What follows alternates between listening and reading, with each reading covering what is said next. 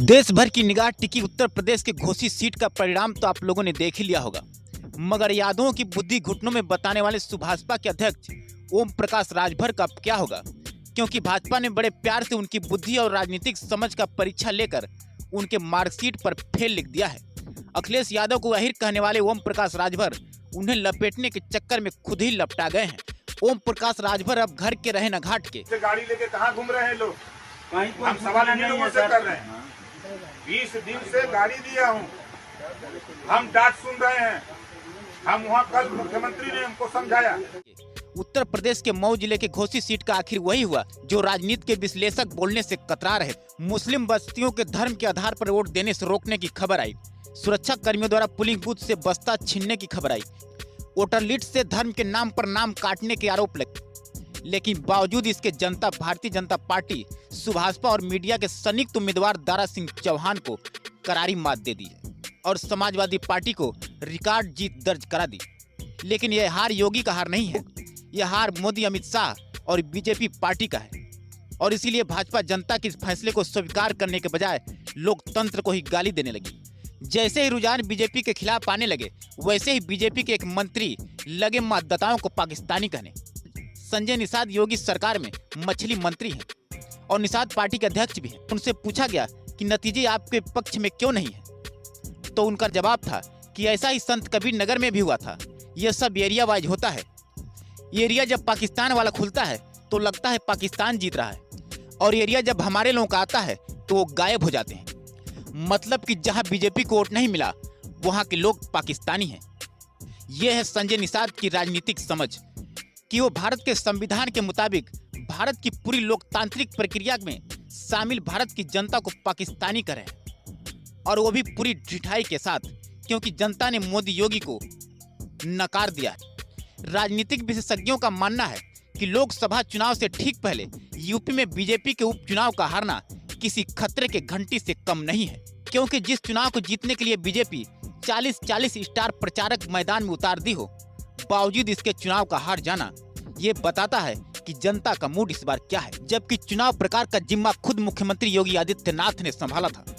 सारे के सारे दिग्गज प्रचारक, बावजूद इसके बीजेपी बुरी तरह से हार गई। और वो भी उम्मीदवार कौन, जो इसी सीट से खुद विधायक थे।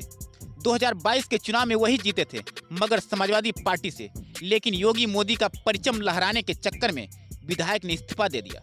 सीट खाली होने पर उपचुनाव कराया गया, लेकिन जनता ने विधायक जी की चाल, भाजपा की चरित्र और स्टार प्रचारकों के चेहरे तीनों को बेनकाब कर दिया। दरअसल देश में अलग अलग राज्यों में कुल 7 विधानसभा सीटों पर चुनाव होना था, मगर देश की नजर घोसी विधानसभा पर टिकी थी, क्योंकि इस सीट पर बीजेपी और समाजवादी पार्टी दोनों के लिए ये सीट नाक का सवाल बन गई थी, खासकर भाजपा के लिए, क्योंकि इस समाजवादी पार्टी से जीते हुए विधायक दारा सिंह चौहान को अपने पाले में खींचने के लिए जनता पर चुनाव थोप दिया। और ये लोग वन नेशन और वन इलेक्शन की बात करते हैं। पिछली बार सपा से जीतने वाले यही दारा सिंह चौहान इस बार भाजपा के उम्मीदवार थे, इसीलिए भाजपा पूरी ताकत झोंक दी थी उन्हें जिताने में। योगी, मोदी, अमित शाह और पूरी बीजेपी लग गई थी। 40 स्टार प्रचारक उतार दिए थे इनको जिताने में। एक विधानसभा सीट पर 40-40 स्टार प्रचारक, मतलब हर गली में एक स्टार प्रचारक घूम रहा था। और स्टार प्रचारक भी मामूली नहीं, लिस्ट देखेंगे तो दंग रह जाएंगे। योगी आदित्यनाथ, रक्षा मंत्री Rajnath Singh, deputy CM Keshav Maurya, deputy CM Brijesh Pathak, केंद्रीय मंत्री महेंद्र नाथ पांडे, केंद्रीय मंत्री कौशल किशोर, केंद्रीय मंत्री पंकज चौधरी, बीजेपी के राष्ट्रीय उपाध्यक्ष राधा मोहन सिंह। उत्तर प्रदेश के मंत्रियों की टोली तो पूछिए मत, आप गिन नहीं पाएंगे। हर जात का समीकरण भिड़ाया गया था। ओम प्रकाश राजभर तो पोलिंग बूथ पर हाथ जोड़कर गिड़गिड़ा रहे थे कि हमसे धोखाबाजी हो रही है, इसको ठीक करो। दिग्गज स्टार प्रचारक के कैंप करने के बाद भी भाजपा के दारा सिंह चौहान भी भस्म दुर्गति को प्राप्त हुए। अब दारा सिंह चौहान का जो होगा सो होगा, मगर यादवों की बुद्धि घुटने में बताने वाले ओम प्रकाश राजभर का क्या होगा। घोसी का हार कोई एक सीट का हार नहीं है, न ही सुधाकर सिंह चौहान का सिर्फ जीत है। इंडिया गठबंधन और एनडीए गठबंधन की ये पहली सीधी टक्कर थी, क्योंकि बीएसपी और कांग्रेस उम्मीदवार खड़ा नहीं किए थे। दारा सिंह चौहान अगर जीत जाते तो एक संदेश जाता कि योगी मोदी जिसे चाहे जिता सकते हैं, लेकिन दारा सिंह चौहान को उसी जनता ने बुरी तरह हरा दिया, जिस जनता ने सिर्फ 1.5 साल पहले जीत का हार पहनाया था।